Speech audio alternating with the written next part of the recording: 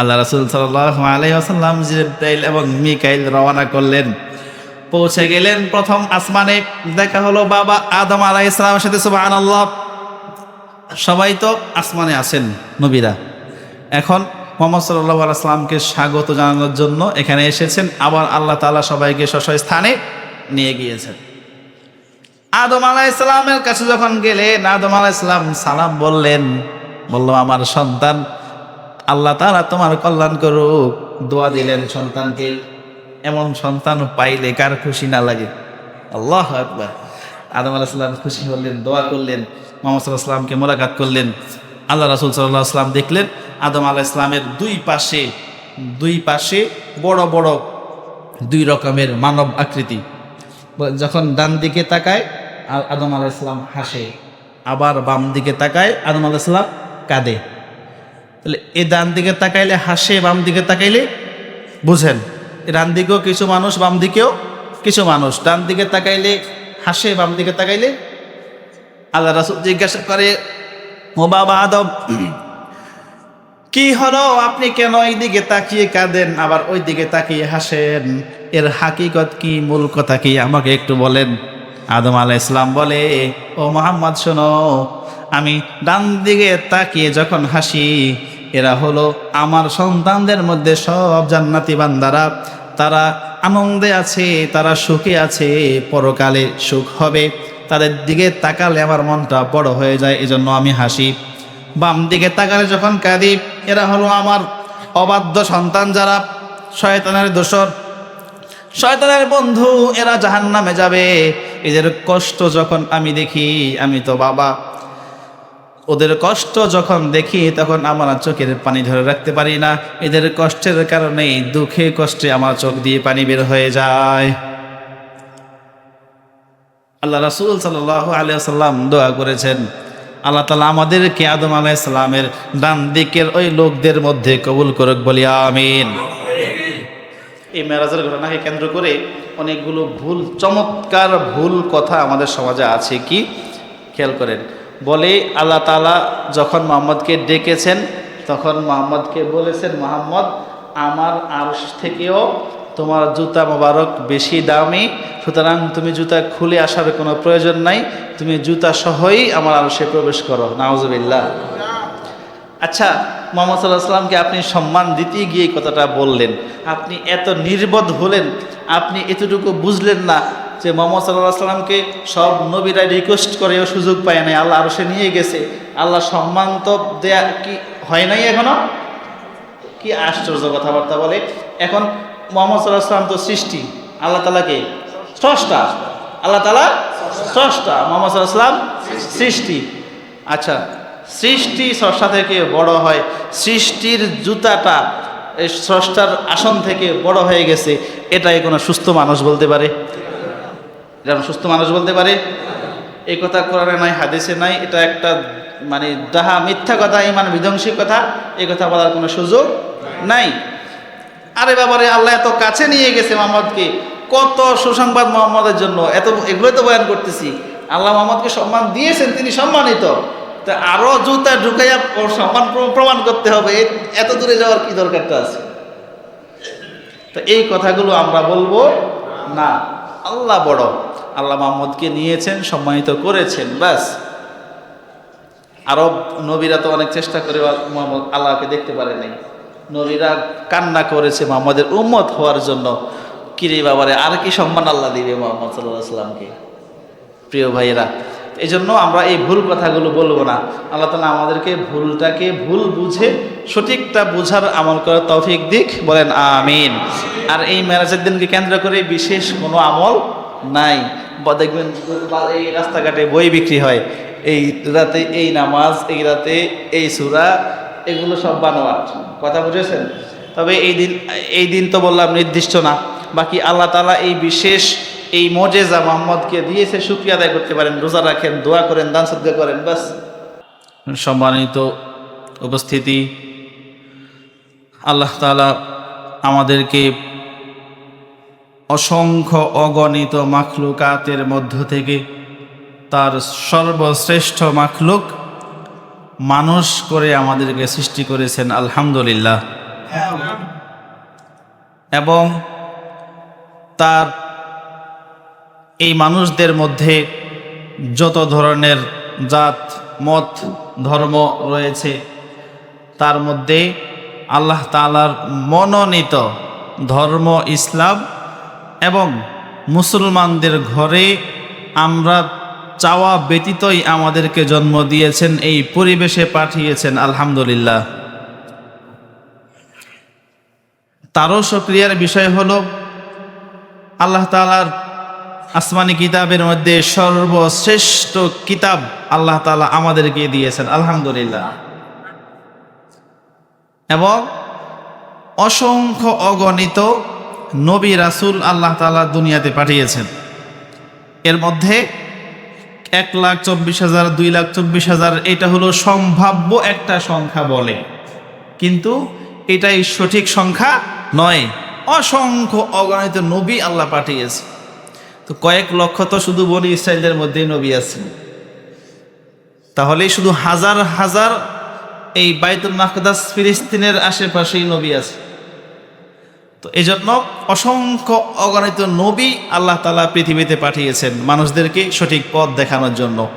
এর মধ্যে সাইয়্যিদুল মুরসালিন, সাইয়্যিদুল আম্বিয়া, সবার চেয়ে শ্রেষ্ঠ আল্লাহ তাআলার সবার চেয়ে প্রিয় বান্দা মুহাম্মদ সাল্লাল্লাহু আলাইহি ওয়াসাল্লামের উম্মত করে আমাদেরকে পাঠিয়েছেন। আলহামদুলিল্লাহ। দেখেন, আমরা কিন্তু কেহই আল্লাহর কাছে এটা আবদার করে নেই, আল্লাহ আমাদেরকে শেষ নবীর উম্মত বানিয়ে পাঠাও। আল্লাহু আকবার। ঈসা আলাইহিস সালাম দোয়া করেছে আল্লাহর কাছে, আল্লাহ তাআলা ঈসা আলাইহিস সালামকে সর্বশেষ আবার দুনিয়াতে পাঠাবেন। আল্লাহু আকবার। তো আমরা দোয়া করি নাই আল্লাহর কাছে, আল্লাহ আমাদেরকে মুসলমানের ঘরে পাঠাও, শেষ নবীর উম্মত বানাও, আল্লাহ আমাদেরকে মানুষ বানাও। আল্লাহর নিজ দয়ায়, আল্লাহ তাআলার ভালোবাসায় আল্লাহ তাআলা আমাদেরকে এই সৌভাগ্য দান করেছেন। আলহামদুলিল্লাহ।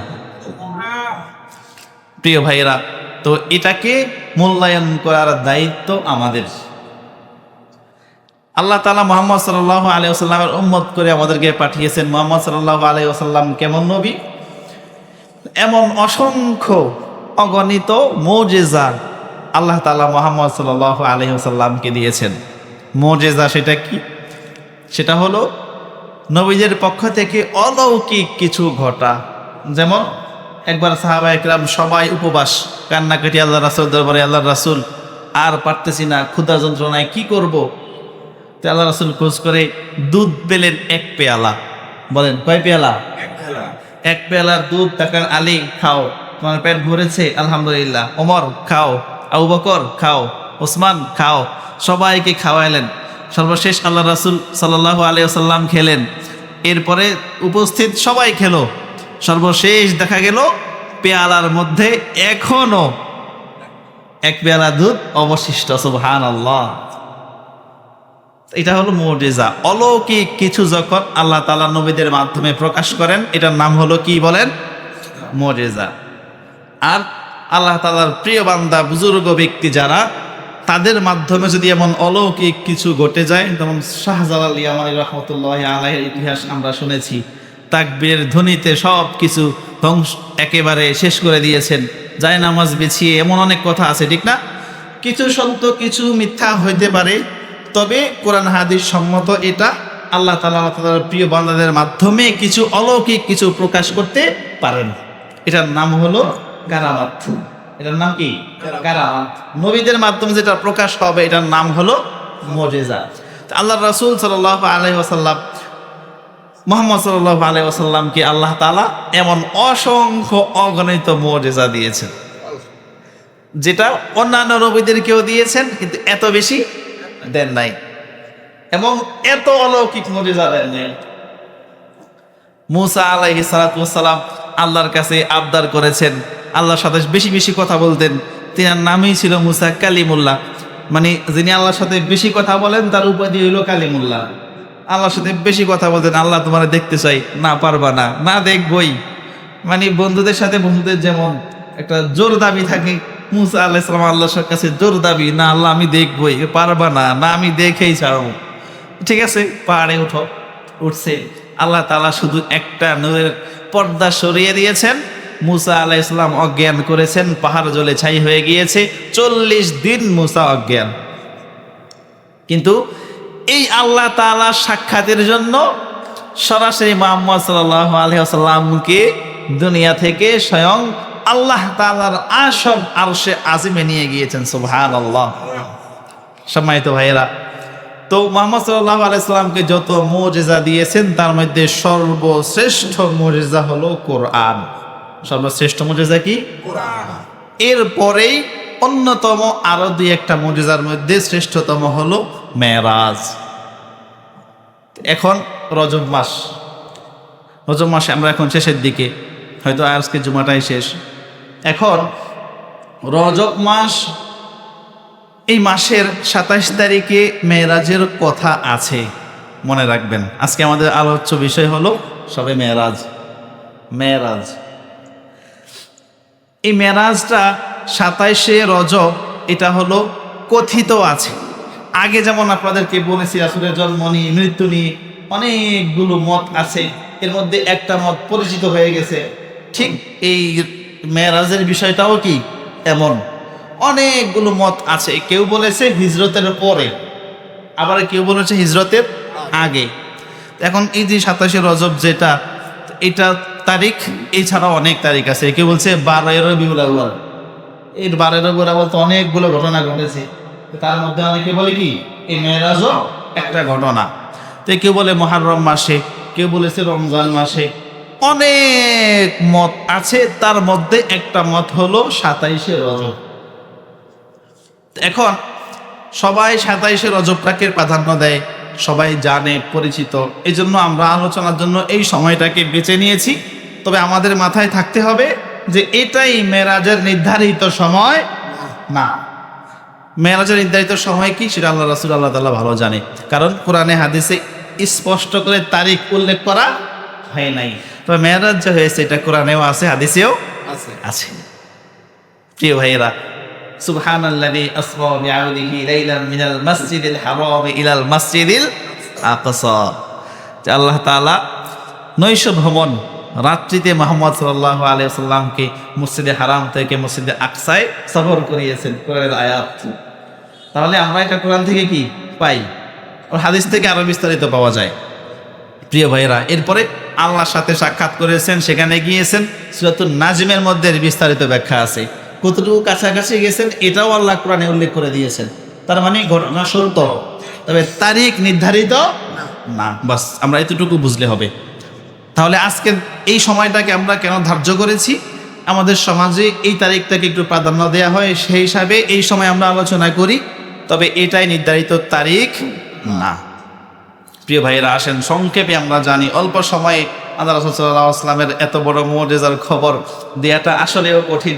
যেটুকু না হলে নয়, আমরা এইটুকু শুনবো। আল্লাহ যদি আমাদেরকে শক্তি, সামর্থ্য, সময় দেয়, আমরা অন্য কোনো সময় রাসূল সাল্লাল্লাহু আলাইহি ওয়াসাল্লামের যত মুজিজা আছে তার মধ্যে শ্রেষ্ঠতম কিছু মুজিজা ধারাবাহিক আলোচনা করবো। আল্লাহ তাওফীক দিক, বলেন আমিন। অনেকগুলো মুজিজা আছে, আমরা অন্য সময় শুনবো ইনশাআল্লাহ। মেরাজের সংক্ষিপ্ত ঘটনা যেটুকু বলা যায়, বলেছিলাম যে এই রজব মাসের কথাও আছে, রবিউল আউয়াল মাসের কথাও আছে, আরো অনেক মাসের কথা আছে। তো যেই কোনো একটা সঠিক হতে পারে, সেটা আমাদের মুখ্য বিষয় নয়। আমাদের বিষয় হলো এই কাজটা আসলে কি হয়েছে কিনা, এই কাজের মাধ্যমে আল্লাহ তাআলা আমাদেরকে কি দিয়েছেন, রাসূল কি বলেছেন, আমরা কি পেয়েছি, এটা হলো আমাদের মূল আলোচনার বিষয়। প্রিয় ভাইয়েরা, সংক্ষেপে আমরা এই দিবসের ঘটনাটা শুনে আসলে কি ঘটেছিল আল্লাহ রাসূল সাল্লাল্লাহু আলাইহি ওয়াসাল্লামের সাথে সেদিন। আল্লাহ রাসূল সাল্লাল্লাহু আলাইহি ওয়াসাল্লাম আম্মাজান উম্মে হানি রাদিয়াল্লাহু তাআলা আনহা এর ঘরে সেদিন ঘুমন্ত অবস্থায় ছিলেন। ওইদিকে আল্লাহ তাআলা একেবারে ঊর্ধ্ব জগৎ থেকে পাঠিয়ে দিয়েছেন হযরত জিবরাইল আলাইহিস সালাম এবং হযরত মিকাইল আলাইহিস সালামকে। খেয়াল করবেন, জিবরাইল আলাইহিস সালামকে, যিনি হলো আল্লাহ তাআলার বার্তা বাহক দূত, অর্থাৎ আল্লাহ তাআলা তার সব কাজের জন্য বার্তা প্রেরণ করেন, যার মাধ্যমে তিনি হলেন হযরত জিবরাইল আলাইহিস সালাম। মিকাইল আলাইহিস সালাম তিনি হলেন মানুষের রিজিক আল্লাহ তাআলা যে নির্ধারিত করেছেন, আল্লাহ তাআলা দেন। আল্লাহ তাআলা তো কোনো ফেরেশতার মাধ্যমেই দেন, ঠিক না? তো তো এই কাজে নিয়োজিত যারা রয়েছে এদের প্রধান ফেরেশতার নাম হলো মিকাইল আলাইহিস সালাম। তার কাজ কি? বৃষ্টি বর্ষণ, আসমান জমিন, নদী নালা, খাল বিল, সাগর, পানি, ইত্যাদি, মানুষ যা খায়, ফল মূল ফসল ইত্যাদি, এই সব কিছুর দেখভাল নিয়ন্ত্রণ করেন তিনি হলেন মিকাইল আলাইহিস সালাম। তো যেহেতু এগুলার পরিচালনায় তিনি আছেন, তাকে জিবরাইল আলাইহিস সালাম সাথে নিয়ে আসছেন। জিবরাইল আলাইহিস সালাম সাথে নিয়ে আসছেন। চলেন, তো জিবরাইল আলাইহিস সালাম যখন আসলেন, আল্লাহ রাসূল সাল্লাল্লাহু আলাইহি ওয়াসাল্লামের সাথে জিবরাইলের সাথে আরো সাক্ষাৎ হয়েছিল, কিন্তু আজকে জিবরাইল আলাইহিস সালাম একটু ব্যতিক্রম ভাবে আসছেন। কেমন? সব সময় সাক্ষাতে সরাসরি সামনে কথা বলতেন। সাহাবায়ে কেরাম বলেছেন, আমরা দেখেছি এক লোক মসজিদে আগমন করলো, আল্লাহ রাসূল সাল্লাল্লাহু আলাইহি ওয়াসাল্লামের হাঁটুর সাথে হাঁটু দিয়ে বসলো, আল্লাহ রাসূলকে প্রশ্ন করলো, আল্লাহ রাসূল ইসলাম কি, ঈমান কি, ইহসান কি, দ্বীন কি? এটা আমরা অন্য সময় শুনবো ইনশাআল্লাহ। আল্লাহ রাসূল উত্তর দিয়েছেন। তো এরপরে তিনি চলে গিয়েছেন। যাওয়ার পরে আল্লাহ রাসূল বললেন, এই লোকটাকে কি তোমরা চিনো? বলেন, আল্লাহ রাসূল আমরা তো চিনি না, আল্লাহ রাসূলই সবচেয়ে ভালো চিনি, ভালো জানেন। আল্লাহ রাসূল সাল্লাল্লাহু আলাইহি ওয়াসাল্লাম বললেন, ইনি হলেন জিবরাইল আলাইহিস সালাম। বলে, তোমাদেরকে ইসলাম শিক্ষা দেওয়ার জন্য তিনি এখানে এসেছেন। কিভাবে তোমরা প্রশ্ন করবে, কিভাবে তোমরা জিজ্ঞাসা করবে, দিন শিখবে, এই আদব তিনি তোমাদেরকে শিক্ষা দিয়েছেন। দেখেন তো এভাবে জিবরাইল আলাইহিস সালাম আসতেন, কিন্তু আজকে একটু ব্যতিক্রম ভাবে এসেছেন। কেমন? আল্লাহ রাসূল সাল্লাল্লাহু আলাইহি ওয়াসাল্লামের এই ঘরের ছাদ বিদীর্ণ করে তারা আগমন করেছেন। বোঝা গেল যে স্বাভাবিকভাবেও আসতে পারতেন। এভাবে আসার অর্থ হলো আজকে ব্যতিক্রম কিছু হতে চলেছে। আজকে আশ্চর্যজনক, যেটা মানুষ কল্পনাও করতে পারে না, কোনো মানুষের মেধায়, ধ্যানে, জ্ঞানে কখনো এটা অনুধাবন করতে পারে না যে আসলে এমন কিছু হতে পারে। কেবল তারাই, বিশ্বাসীরাই, যাকে আল্লাহকে বিশ্বাস করে, যারা আল্লাহকে বিশ্বাস করে, আল্লাহর কথা মানে, রাসূল সাল্লাল্লাহু আলাইহি ওয়াসাল্লামের কথা মানে, তারাই অকপটে নির্দ্বিধায় এই কথা বিশ্বাস করে নেবে।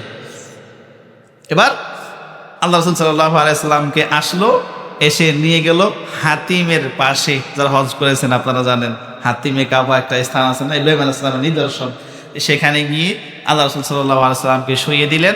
জমজমের পানি দিয়ে আল্লাহ রাসূল সাল্লাল্লাহু আলাইহি ওয়াসাল্লামের হার্ট সার্জারি করলেন। হার্ট সার্জারি কি? Heart operation. আমাদের দেশে যেমন হার্ট এটাকে মানে ফেরে পুরাটা, এবার হার্টকে কি করে, অসুবিধা থাকলে এটাকে কি সাফ করে না, ওই যে রক্ত কি বলে জমাট বেঁধে যায়, ব্লক হয়ে যায়, রিং বসায়, এটা সেটা করে আবার কি করে জায়গায় ফিট করে দেয়। তো মুহাম্মদ সাল্লাল্লাহু আলাইহি ওয়াসাল্লামের রক্ত জমাট বাঁধে নাই, কোনো হার্টও ব্লক হয়ে যায় নাই। মুহাম্মদ সাল্লাল্লাহু আলাইহি ওয়াসাল্লামের অন্তর বিদীর্ণ করা হয়েছে, বুককে বিদীর্ণ করে কলবকে পরিষ্কার করা হয়েছে। কি পরিষ্কার করা হয়েছে? তিনি যে ইনসান, তিনি যে মানুষ, এটা আর একটা প্রমাণ। কি? ঊর্ধ্ব জগতের যেই পরিমাণ আল্লাহ তাআলার নূর, ঊর্ধ্ব জগতের যেই পরিমাণ পরিবেশ, সেটার সক্ষমতা আল্লাহ তাআলা আল্লাহ রাসূলের কলবে দিয়ে দিয়েছে। সুবহানাল্লাহ। প্রিয় ভাইয়েরা, এভাবে আল্লাহ রাসূল সাল্লাল্লাহু আলাইহি ওয়াসাল্লামের হার্ট সার্জারি হয়েছে 3 বার। বলেন কয়বার? 3 বার। সর্বপ্রথম হার্ট সার্জারি হয়েছে শিশুকালে, যখন হালিমাতুস সাদিয়া এর বাড়িতে আল্লাহ রাসূল লালিত পালিত হচ্ছে। ঐতিহাসিকগণ লিখে, মুহাম্মদ সাল্লাল্লাহু আলাইহি ওয়াসাল্লাম তখন ছোট নাবালেগ, তখন ছাগল চড়াচ্ছে বা বন্ধুদের সাথে দুষ্টামি করতেছে মাঠে। এমন সময় জিবরাইল গিয়ে ডাক দিল, মুহাম্মদকে এদিকে আসো। মুহাম্মদ সাল্লাল্লাহু আলাইহি ওয়াসাল্লামকে সেখান থেকে নিয়ে হার্ট সার্জারি করলেন। শিশুকালে এটা কেন? মুফাসসিরগণ, মুহাদ্দিসগণ ব্যাখ্যা করে, বলে ছোটবেলায় যেই সকল গুনাহ করার ইচ্ছা অন্তরে জাগ্রত হয়, অনেক দুষ্টামি, অনুচিত কাজ ছোট মানুষেরা করে কি করে না? বলে মুহাম্মদ শ্রেষ্ঠ নবী, আল্লাহর শ্রেষ্ঠ বান্দা। এই জন্য মুহাম্মদ সাল্লাল্লাহু আলাইহি ওয়াসাল্লাম শিশুকালেও যেন নিষ্পাপ থাকে, নিখুঁত থাকে। এই জন্য মুহাম্মদ সাল্লাল্লাহু আলাইহি ওয়াসাল্লামের অন্তর পরিষ্কার করে ছোটবেলার যত গুনার ইচ্ছা জাগ্রত হবে, এই সবগুলোকে ম্লান করে দিয়েছে। দ্বিতীয়বার হার্ট সার্জারি হয়েছে নবুয়ত পাওয়ার আগে। নবুয়ত পাওয়ার আগে তার কলবকে আবার প্রস্তুত করা হয়েছে এই জন্য যে তার অন্তরে যা দেয়া হবে কোরআন, এই কোরআন হলো সরাসরি আল্লাহর বাণী, আল্লাহর নূর। সুতরাং কোনো সাধারণ মানুষের পক্ষে এটাকে ধারণ করা সম্ভব হবে না। এই জন্য মুহাম্মদ সাল্লাল্লাহু আলাইহি ওয়াসাল্লামের অন্তর পরিষ্কার করে কোরআন রাখার জন্য প্রস্তুত করে দেওয়া হয়েছে। সর্বশেষ এই তৃতীয়বার যখন ঊর্ধ্বগমনে মুহাম্মদ সাল্লাল্লাহু আলাইহি ওয়াসাল্লাম আল্লাহর সাক্ষাতে যাবে, সেখানকার ঊর্ধ্ব জগতের অলৌকিক সব কিছু মুহাম্মদ সাল্লাল্লাহু আলাইহি ওয়াসাল্লাম যেন ধারণ করতে পারে। তাকে জাহান্নাম দেখানো হবে, জান্নাত দেখানো হবে, রব তার সাথে সাক্ষাৎ করবে। সুবহানাল্লাহ। বলে এই সব কিছু মুহাম্মদ সাল্লাল্লাহু আলাইহি ওয়াসাল্লামের জন্য সহনীয় করার জন্যই এই হার্ট সার্জারি করা হয়েছে। এই তৃতীয়বার হার্ট সার্জারি শেষ। এবার একটা বোরাক আনা হয়েছে, জান্নাতের পশু, জান্নাতের একটা বাহন। এটা হলো ঘোড়ার খচ্চর থেকে একটু ছোট, গাধা থেকে একটু বড়, এতটুকু সাইজের, দেখতে দবদবে সাদা সুন্দর জান্নাতের একটা প্রাণী। এটা আনা হয়েছে জিব্রাইল আলাইহিস সালাম সামনে, মিকাইল আলাইহিস সালাম পিছনে। সম্মানিত কোনো ব্যক্তিকে যখন কেউ কি করে অভ্যর্থনা জানায়, দেখবেন সামনে কিছু থাকে গাড়ি, পিছনে কিছু থাকে গাড়ি, মাঝখানে সযত্নে তাকে নেওয়া হয়। মুহাম্মদ ঊর্ধ্ব জগতের মেহমান, আল্লাহু আকবার। ঊর্ধ্ব জগতে যখন যাবে, তখন দুনিয়ার কোনো মানুষ তাকে পাহারা দিবে না। আল্লাহ তাআলার প্রধান বাহিনীর মধ্যে অন্যতম জিব্রাইলকে আর মিকাইলকে তাকে অভ্যর্থনা দিয়ে, পাহারা দিয়ে নিয়ে যাওয়ার জন্য পাঠিয়ে দেওয়া হয়েছে। মুহাম্মদ সাল্লাল্লাহু আলাইহি ওয়াসাল্লাম মাঝখানে, জিব্রাইল সামনে, মিকাইল পিছনে। যখন বোরাকে উঠলেন, আল্লাহ রাসূল মেরাজ থেকে আসার পরে সাহাবায়ে কেরামকে বর্ণনা করেছেন এটা গতি কেমন। বলে শোনো, তোমাদের চোখ দৃষ্টি তোমরা যখন ফেলো, তোমাদের দৃষ্টি যেখানে গিয়ে পড়ে, চিন্তা করেন যদি গাছপালা না থাকে আপনার দৃষ্টি কত দূরে যাবে চিন্তা করা যায়। বলে তোমাদের দৃষ্টি যেখানে গিয়ে দৃষ্টির আলো শেষ হয়ে যাবে, এই বোরাকের এক এক কদম হলো এত দূরে গিয়ে পড়ে। এই দ্রুতগামী বোরাকে চড়ে আল্লাহ রাসূল চলছেন কোথায়? বাইতুল মাকদাসের দিকে, বাইতুল মাকদাস। আল্লাহ রাসূল সাল্লাল্লাহু আলাইহি ওয়াসাল্লাম চলছেন, পথে পথে আল্লাহ রাসূলকে থামালেন, নামাজ পড়ালেন 4 বার। বলেন কয়বার? 4 বার নামাজ পড়েন আল্লাহ রাসূল। নামেন 2 রাকাত নামাজ পড়েন। প্রথম যখন নামাজ পড়লেন বললেন এটা হলো ইয়াসরিব, এই জায়গাটা হলো এমন, এই মক্কার লোকেরা আপনাকে যখন বিতাড়িত করে দিবে, আপনার জন্মভূমি ত্যাগ করে আপনি আসার জন্য আদিষ্ট হবেন আল্লাহর পক্ষ থেকে, তখন এই জায়গায় আপনি আশ্রয় নেবেন। এটা হলো সেই জায়গা যেখানে আপনি নামাজ পড়েছেন। দ্বিতীয় নাম্বার জায়গা হলো সিনাই বৃক্ষ। এই বৃক্ষ হলো সেই বৃক্ষ যেখানে মুসা আলাইহিস সালাম আল্লাহর সাথে কথা বলতেন, আল্লাহর সাথে সাক্ষাৎ করতেন। এই জায়গাটা হলো সেই জায়গা। আল্লাহ রাসূলকে আল্লাহ তাআলা নিদর্শনগুলো দেখাচ্ছেন। এটা কেন? যে আল্লাহ তো বলেই দিয়েছেন লিনুরিয়াহু মিন আয়াতিনা, বলে আমি সফর করিয়েছি এই জন্য যেন আমার নিদর্শনগুলো আমার হাবিবকে সরাসরি সচক্ষে দেখাইতে পারি। সুবহানাল্লাহ। আল্লাহর যে কুদরত, আল্লাহর নিদর্শন কত কিছু হতে পারে, এইগুলো আল্লাহর রাসূলকে আল্লাহ দেখাবেন এই ইচ্ছা করেছে। তো এই জন্য 3 নম্বরে হলো মাদাইন শহর, যেখানে শুআয়ব আলাইহিস সালামের বাড়ি। 4 নম্বরে হলো ঈসা আলাইহিস সালামের জন্মস্থান। কোথায়? মসজিদে আকসা। এখানে ঈসা আলাইহিস সালামের আম্মাজান খেদমত করতেন, সেই ইতিহাস লম্বা, অন্য সময় বলবো। তো এখানে ঈসা আলাইহিস সালামের জন্ম হয়েছে মসজিদুল আকসার আশেপাশে কোথাও। সেখানে গিয়ে সর্বশেষ 2 রাকাত নামাজ পড়লেন। এরপরে পথে পথে অলৌকিক আর অনেক ঘটনা আছে, আমাদের সময় কম, সেগুলো আর বললাম না। ধরেন বাইতুল মাকদাস পর্যন্ত আল্লাহ রাসূল কি করলেন? চলে গেলেন। ওইদিকে আল্লাহ রাসূল সাল্লাল্লাহু আলাইহি ওয়াসাল্লামের আগমন উপলক্ষে আল্লাহ রাসূল সাল্লাল্লাহু আলাইহি ওয়াসাল্লাম দুনিয়া থেকে আল্লাহ তাআলার সাথে সাক্ষাৎ করার জন্য ঊর্ধ্বগমনে যাবেন। এই জন্য সম্ভাষণ জানানোর জন্য, স্বাগত জানানোর জন্য আদম আলাইহিস সালাম থেকে মুহাম্মদ সাল্লাল্লাহু আলাইহি ওয়াসাল্লাম পর্যন্ত যত নবী রাসূল পৃথিবীতে এসেছে সবাই একত্রিত হয়েছে এই বাইতুল মাকদাসে। সবাই অপেক্ষা করে মুহাম্মদ সাল্লাল্লাহু আলাইহি ওয়াসাল্লামের জন্য। মুহাম্মদ সাল্লাল্লাহু আলাইহি ওয়াসাল্লাম প্রবেশ করলেন। মুহাম্মদ সাল্লাল্লাহু আলাইহি ওয়াসাল্লাম প্রবেশ করে মুহাম্মদ সাল্লাল্লাহু আলাইহি ওয়াসাল্লামের সাথে জিবরাইল এবং মিকাইল আলাইহিস সালাম প্রবেশ করে। আল্লাহু আকবার। আদম আলাইহিস সালাম সেখানে, ইব্রাহিম আলাইহিস সালাম সেখানে, মুসা আলাইহিস সালাম সেখানে, ঈসা আলাইহিস সালাম সেখানে, ইউসুফ আলাইহিস সালাম সেখানে। আল্লাহু আকবার। হাই হাই, ইমামতি কে করবে? ইমাম বেশি হলে কিন্তু ঠেলাঠেলি লাগে একটা, ঠিক না? দেখবেন যে কোনো প্রোগ্রামে যদি বড় আলেম কয়েকজন একসাথে হয়ে যায়, উনি ঠেলে ওনারে, উনি ঠেলে ওনারে, এটা করে না? ওখানেও লাগছে এটা। এইবার জিবরাইল আলাইহিস সালাতু ওয়াস সালাম মুহাম্মদ সাল্লাল্লাহু আলাইহি ওয়াসাল্লামকে সামনে ঠেলে দিলেন। সুবহানাল্লাহ। মুহাম্মদ সাল্লাল্লাহু আলাইহি ওয়াসাল্লাম নামাজে দাঁড়িয়ে গেলেন। এই আল্লাহ রাসূলের মেরাজ গমন উপলক্ষে শুকরিয়াতান সব নবীদেরকে পিছনে নিয়ে আল্লাহ রাসূল সাল্লাল্লাহু আলাইহি ওয়াসাল্লাম 2 রাকাত নামাজ পড়ালেন। কোথায়? মসজিদে আকসা। মসজিদে আজকে যেটা এই পৃথিবীর সবচাইতে নিকৃষ্ট কুলাঙ্গার জাতিরা দখল করে আছে। প্রিয় ভাইয়েরা, এখানেই পৃথিবীতে সকল নবীদের জামায়াত হয়েছিল একটাই, মুহাম্মদ সাল্লাল্লাহু আলাইহি ওয়াসাল্লাম ইমামতি করেছেন, নবীরা নামাজ পড়েছেন, এটাই হইল এই মসজিদে আকসা। সব নবীরা যখন নামাজ শেষ করলেন, মুহাম্মদ সাল্লাল্লাহু আলাইহি ওয়াসাল্লামকে সবাই স্বাগত জানালেন, মোলাকাত করলেন।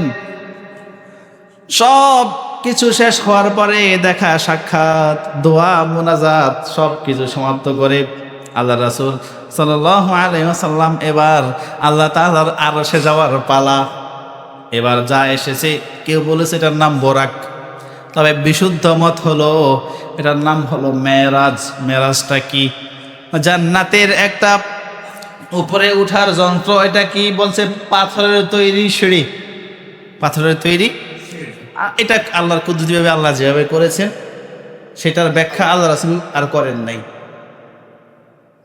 বলে এটা বাইতুল মাকদাসের ছাদ থেকে শুরু করে একদম আল্লাহ তাআলার আরশে আজিম পর্যন্ত বিস্তৃত ছিল। আল্লাহ রাসূল সাল্লাল্লাহু আলাইহি ওয়াসাল্লাম জিবরাইল এবং মিকাইল রওনা করলেন। পৌঁছে গেলেন প্রথম আসমানে। দেখা হলো বাবা আদম আলাইহিস সালামের সাথে। সুবহানাল্লাহ। সবাই তো আসমানে আছেন নবীরা, এখন মুহাম্মদ সাল্লাল্লাহু আলাইহি ওয়াসাল্লামকে স্বাগত জানানোর জন্য এখানে এসেছেন। আবার আল্লাহ তাআলা সবাইকে স্ব স্থানে নিয়ে গিয়েছেন। আদম আলাইহিস সালামের কাছে যখন গেলেন, আদম আলাইহিস সালাম সালাম বললেন, বলল আমার সন্তান, আল্লাহ তাআলা তোমার কল্যাণ করুক। দোয়া দিলেন সন্তানকে। এমন সন্তান পাইলে কার খুশি না লাগে? আল্লাহু আকবার। আদম আলাইহিস সালাম খুশি হলেন, দোয়া করলেন, মুহাম্মদ সাল্লাল্লাহু আলাইহি ওয়াসাল্লামকে মোলাকাত করলেন। আল্লাহ রাসূল সাল্লাল্লাহু আলাইহি ওয়াসাল্লাম দেখলেন আদম আলাইহিস সালামের দুই পাশে বড় বড় 2 রকমের মানব আকৃতি। যখন ডান দিকে তাকায় আদম আলাইহিস সালাম হাসে, আবার বাম দিকে তাকায় আদম আলাইহিস সালাম কাঁদে। তাহলে এই ডান দিকে তাকাইলে হাসে, বাম দিকে তাকাইলে বুঝেন, ডান দিকেও কিছু মানুষ, বাম দিকেও কিছু মানুষ। ডান দিকে তাকাইলে হাসে, বাম দিকে তাকাইলে। আল্লাহ রাসূল জিজ্ঞাসা করে, ও বাবা আদম, কি হলো? আপনি কেন এই দিকে তাকিয়ে কাঁদেন আবার ওই দিকে তাকিয়ে হাসেন? এর হাকিকত কি, মূল কথা কি, আমাকে একটু বলেন। আদম আলাইহিস সালাম বলে, ও মুহাম্মদ শোনো, আমি ডান দিকে তাকিয়ে যখন হাসি, এরা হলো আমার সন্তানদের মধ্যে সব জান্নাতি বান্দারা। তারা আনন্দে আছে, তারা সুখে আছে, পরকালে সুখ হবে। তাদের দিকে তাকালে আমার মনটা বড় হয়ে যায়, এজন্য আমি হাসি। বাম দিকে তাকালে যখন কাঁদি, এরা হলো আমার অবাধ্য সন্তান, যারা শয়তানের দোসর, শয়তানের বন্ধু, এরা জাহান্নামে যাবে। এদের কষ্ট যখন আমি দেখি, আমি তো বাবা ওদের কষ্ট যখন দেখি তখন আমার চোখের পানি ধরে রাখতে পারি না। এদের কষ্টের কারণে, দুঃখে কষ্টে আমার চোখ দিয়ে পানি বের হয়ে যায়। আল্লাহ রাসূল সাল্লাল্লাহু আলাইহি ওয়াসাল্লাম দোয়া করেছেন, আল্লাহ তাআলা আমাদেরকে আদম আলাইহিস সালামের ডান দিকের ওই লোকদের মধ্যে কবুল করুক, বলি আমিন। এরপরে দ্বিতীয় আসমানে গিয়ে ঈসা আলাইহিস সালাম, ইয়াহইয়া আলাইহিস সালামের সাথে সাক্ষাৎ। তৃতীয় আসমানে গিয়ে ইউসুফ আলাইহিস সালামের সাথে সাক্ষাৎ হয়ে গেল। আল্লাহ রাসূল সাল্লাল্লাহু আলাইহি ওয়াসাল্লাম মেরাজ থেকে আসার পরে বলে শোনো, আমি যা দেখেছি তার মধ্যে উল্লেখযোগ্য একটা হলো ইউসুফ আলাইহিস সালামকে দেখেছি। এত সুন্দর করে আল্লাহ তাকে সৃষ্টি করেছে, সারা পৃথিবীর অর্ধেক সৌন্দর্য আল্লাহ ইউসুফকে দিয়ে দিয়েছে। এবার আল্লাহ রাসূল সাল্লাল্লাহু আলাইহি ওয়াসাল্লামের সৌন্দর্য কেমন? আল্লাহু আকবার। মানে সবার থেকে ইউসুফ সুন্দর, তবে ইউসুফ থেকেও মুহাম্মদ সাল্লাল্লাহু আলাইহি ওয়াসাল্লাম সুন্দর। আয়েশা বর্ণনা করে বলে, ইউসুফ আলাইহিস সালামকে যারা দেখে হাত কেটেছে, বলে আল্লাহর কসম করে বলি, মুহাম্মদ সাল্লাল্লাহু আলাইহি ওয়াসাল্লামকে যদি তারা দেখতো, তারা হাত কেটে কলিজা কেটে ফেললেও তাদের হুঁশ ফিরে আসতো না। বলে মুহাম্মদ যখন রাতের বেলায় ঘরে প্রবেশ করে, দিনের বেলা আমার যদি কোনো সুই হারিয়ে যায়, নিচে পড়ে যায়, মুহাম্মদ সাল্লাল্লাহু আলাইহি ওয়াসাল্লাম ঘরে প্রবেশ করার সাথে সাথে যখন এই সুইটা ঝিকিমিকি করে উঠে আমি ওই সুইটা তুলে নেই, ওইটা স্পষ্ট দেখা যায়। তাহলে আল্লাহ রাসূল সাল্লাল্লাহু আলাইহি ওয়াসাল্লামকে এই পরিমাণ সুন্দর আল্লাহ দিয়েছে, আমাদের সময় কম। চতুর্থ আসমানে ইদ্রিস আলাইহিস সালাম, পঞ্চম আসমানে হারুন আলাইহিস সালাম, ষষ্ঠ আসমানে মূসা আলাইহিস সালাম, ষষ্ঠ আসমানে মূসা আলাইহিস সালাম, সপ্তম আসমানে আমাদের পিতা, মুসলিম জাতির পিতা ইব্রাহিম আলাইহিস সালামের সাথে সর্বশেষ সাক্ষাৎ হয়ে গেল। আল্লাহ রাসূল দেখে ইব্রাহিম আলাইহিস সালাম একটা দেয়ালের সাথে হেলান দিয়ে আছে। কিসের সাথে? এই দেয়ালটা কিসের? এই দেয়ালটা হলো বাইতুল মামুর। বলেন নাম কি? কাবা। যেখানে ঠিক কাবা বরাবর 7 আসমানের উপরে এমন একটা ঘর আছে। আল্লাহ রাসূল বলে, এই ঘরের মধ্যে সৃষ্টির শুরু থেকে আজ পর্যন্ত কিয়ামত পর্যন্ত প্রতিদিন 70,000 ফেরেশতা তাওয়াফ করে। জীবনে যারা একবার এই বাইতুল মামুর তাওয়াফ করেছে, কিয়ামত পর্যন্ত ওই ফেরেশতারা দ্বিতীয়বার এটা তাওয়াফ করার চান্স পাবে না। আল্লাহ তাআলার সৃষ্টি ফেরেশতা কত, চিন্তা করা যায়? এটার নাম হলো বাইতুল মামুর। উপরে 7 আসমানের উপরে এটা হলো ইবাদত খানা, যেমন আমাদের কাবা। এই কথা বুঝেছেন? সেখানে করে ফেরেশতারা, এখানে করি আমরা, এখানে আমরা করি ফেরেশতারাও করে। ওইটা শুধুই ফেরেশতারা, ঊর্ধ্ব জগতের যারা, তাদের জন্য। এটার সাথে হেলান দিয়ে ইব্রাহিম আলাইহিস সালাম বসে আছে, সালাম বিনিময় হলো, সাক্ষাৎ হলো। এবার জিবরাইল আলাইহিস সালাম তার আকৃতিতে সেখানে দেখা দিলেন। আছে ওয়ালাকাদ রাআহু নাজলাতান উখরা ইনদা সিদরাতিল মুনতাহা ইনদাহা জান্নাতুল মাওয়া। বলে আল্লাহ রাসূল সাল্লাল্লাহু আলাইহি ওয়াসাল্লাম আরো একবার সিদরাতুল মুনতাহার পাশে কাছে দেখলেন জিবরাইলকে। কাকে? আকৃতি দেখলেন। জিবরাইল যেমন আকৃতির বিশাল ফেরেশতা, ভয়ঙ্কর অবস্থা। এটা আল্লাহ রাসূল জীবনে দেখেছেন 2 বার। বলেন কয়বার? 2 বার। প্রথমবার হলো সর্বপ্রথম যখন ওহী নিয়ে এসেছেন হেরা গুহায়, ওইখানে দেখেছেন জিবরাইলকে, তার আকৃতি কেমন। দ্বিতীয়বার দেখেছে ইনদা সিদরাতিল মুনতাহা, সিদরাতুল মুনতাহার পাশে জিবরাইলকে দ্বিতীয়বার আল্লাহ রাসূল দেখেছেন। আর যেগুলো বিস্তারিত কেমন ছিল, আকৃতি কেমন ছিল, জিবরাইলের শক্তি কেমন, আল্লাহ তাআলা অন্য কোনো আলোচনার ফাঁকে সুযোগ দিলে এগুলো আলোচনা হবে ইনশাআল্লাহ। তো এবার এই সিদরাতুল মুনতাহা ইনদাহা জান্নাতুল মাওয়া। বলে এই সিদরাতুল মুনতাহার পাশে কাছেই হলো জান্নাতুল মাওয়া। জান্নাতের সীমানা আমরা পেলাম। খেয়াল করেন, জান্নাতের সীমানা পেলাম কোথায়? 7 আসমানের উপরে। কোথায়? জাহান্নাম কোথায়? না, জাহান্নাম একদম মাটির নিচে, 7 তবক নিচে, আর জান্নাত উপরে। তাহলে যারা জান্নাতবাসী তারা উপরওয়ালা। সুবহানাল্লাহ বলেন। আর যারা জাহান্নামওয়ালা তারা একেবারে মাটির অতল গহীনে তলদেশে নিমজ্জিত হবে। তারা যারা জান্নাতওয়ালা তারা আল্লাহু আকবার বলে ইনদা সিদরাতুল মুনতাহা, সিদরাতুল মুনতাহার পাশে জান্নাতের সীমানা শুরু, সেখান থেকে জান্নাত শুরু। এরপরে জান্নাতের সীমানা কতটুকু, এরা সীমানা আল্লাহ বলেও নাই, আমাদের ধারণা করার এটা এতটুকু মেধাও আল্লাহ আমাদেরকে দেয় নাই, এটা আমাদের কল্পনার বাহিরে। আল্লাহর আরশ কোথায় বলে, এই যে জান্নাতের সীমানা শুরু হলো, এই জান্নাতের ছাদটাই হলো আল্লাহর আরশ। সুবহানাল্লাহ বলেন। তাহলে জান্নাতের ছাদ আল্লাহর আরশের ফ্লোর। সুবহানাল্লাহ বলেন না?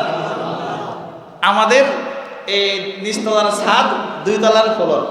আপনারা কথা বুঝেছেন? নিচতলার ছাদ 2 তলার ফ্লোর।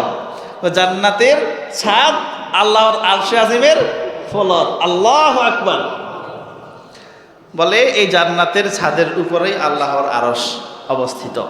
জান্নাতীদের সাথে আল্লাহ তাআলা খুব মুহুর্মুহু বারবার এসে এসে সাক্ষাৎ করবেন। আল্লাহ আমাদেরকে এরকম নসিব দান করো। তাহলে এই হলো জান্নাতের সীমানা শুরু হয়ে গেল। এবার আল্লাহর দিদার সময় শেষ। দিদারটা কেমন ছিল? এই জান্নাতের সীমানা শুরু, এখানে ছিল একটা গাছ, এখানে ছিল সিদরাতুল মুনতাহা যেটা বলেছি, এটা হলো একটা গাছ। আর বাইতুল মামুরটা হলো এই কাবা, উপরে 7 আসমানের উপরে কি কাবা। সিদরাতুল মুনতাহা যে গাছটা ছিল এটা বলে কুল গাছ। এটা হলো পৃথিবী, মানে 7 আসমানের নিচের যত জগৎ আছে, পৃথিবী আছে, এই সব কিছুর সর্বশেষ সীমানা হইল এটা, ইনদা সিদরাতুল মুনতাহা। এর উপরে আর কারো যাওয়ার অনুমতি নাই। ওখানে নিয়েছেন আল্লাহ তাআলা শুধু একজনকে, তিনি মুহাম্মদ সাল্লাল্লাহু আলাইহি ওয়াসাল্লাম। আল্লাহ তাআলার কাছে নিয়েছেন। আল্লাহ তাআলার কাছে নিয়ে কেমন কাছে নিয়েছে বলে, ওয়া হুয়া বিল উফুকিল আলা। এই সিদরাতুল মুনতাহা থেকে পার হয়ে ঊর্ধ্ব দিগন্তে আল্লাহ রাসূল চলে গিয়েছে। তুম্মা দানা ওয়া তাদাল্লা, আল্লাহর নিকটে গিয়ে সে ঝুঁকে গেল, মানে আল্লাহকে কি করলো? সম্মান জানালো, নিকটে চলে গেল। কেমন নিকটে? ফাকানা কাবা কাউসাইনি আও আদনা, বলে 2 ধনুক পরিমাণ জায়গা অথবা তার চেয়ে কম। এত আল্লাহ তাআলার এই পরিমাণ কাছে মুহাম্মদ সাল্লাল্লাহু আলাইহি ওয়াসাল্লাম গিয়ে বসেছে। তাহলে মুহাম্মদ সাল্লাল্লাহু আলাইহি ওয়াসাল্লাম আল্লাহর এত কাছে গিয়ে বসেছে। আল্লাহু আকবার। এবার আল্লাহ তাআলা সালাম দিলেন মুহাম্মদ সাল্লাল্লাহু আলাইহি ওয়াসাল্লাম সব উম্মতদের পক্ষ থেকে সালামের উত্তর নিলেন। আত-তাহিয়াতু লিল্লাহি ওয়া সালাওয়াতু, এইগুলা ঘটনা ওগুলা প্রিয় ভাইয়েরা। তো এই জন্য আল্লাহ তাআলা মুহাম্মদ সাল্লাল্লাহু আলাইহি ওয়াসাল্লামকে মেরাজে উপহার দিলেন। সেই ঘটনা আমরা অন্য কোনো সময় শুনতে হবে, যেহেতু আমাদের হাতে আর সময় নেই। আল্লাহ তাআলা আমাদেরকে তৌফিক দিক, বলেন আমিন। শুধু একটু ভুল কথা আপনাদেরকে বলে রাখি, এটা জানা রাখা জরুরি দরকার। সেটা কি?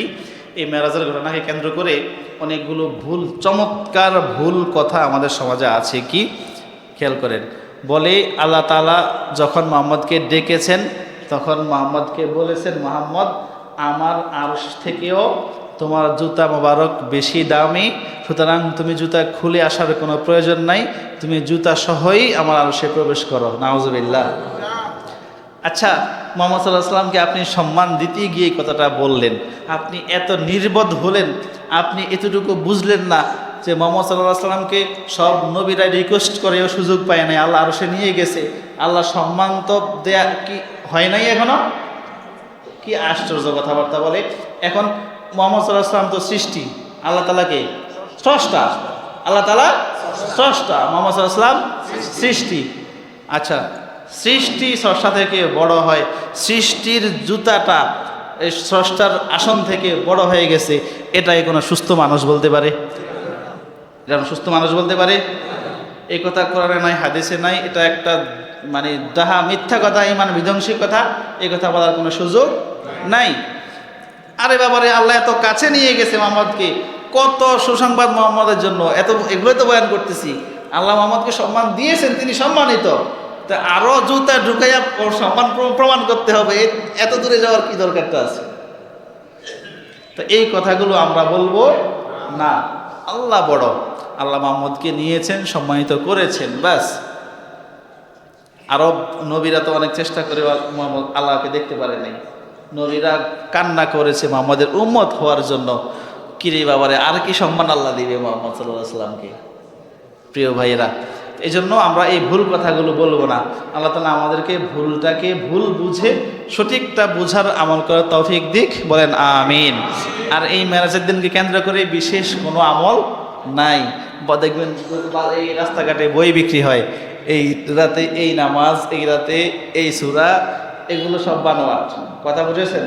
তবে এই দিন তো বললাম নির্দিষ্ট না। বাকি আল্লাহ তাআলা এই বিশেষ এই মজেজা মোহাম্মদকে দিয়েছে, শুকরিয়া আদায় করতে পারেন, রোজা রাখেন, দোয়া করেন, দান সদকা করেন। বাস, কি কথা বুঝেছেন? আল্লাহ তাআলা আমাদেরকে সঠিকটা বোঝার করার তৌফিক দিক, বলেন আমিন।